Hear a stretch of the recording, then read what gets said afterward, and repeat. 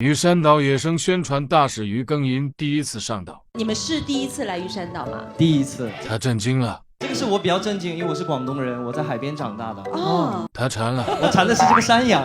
很好奇的是，为什么海边会有山羊吃？然后这边就是有水又有山，而且还是咱们岛上的，对，他体验了。体验了那个烤全羊，太过分了，很好吃，很好吃，是不是？对。他感受了。那你第一次来到玉山岛的感受，跟大家说说真实的感受哈。现在给我的感觉就是这个点，就会让你觉得很舒服。如果你在海边走，然后别穿着鞋，赤脚的走，你一定要去感受一下。然后就是海风吹着，然后就放着点音乐，他好浪漫，最好是放着我那首《风漫人间》，刚刚唱完的。他真的融入了。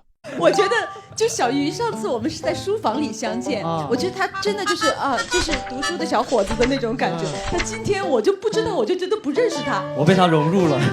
他的那个笑容都要化掉的感觉，他一直在笑，你发现没有？阳光清纯，没有烦恼，尤其来到玉山岛更没有烦恼了。是的，原来这就是玉山岛。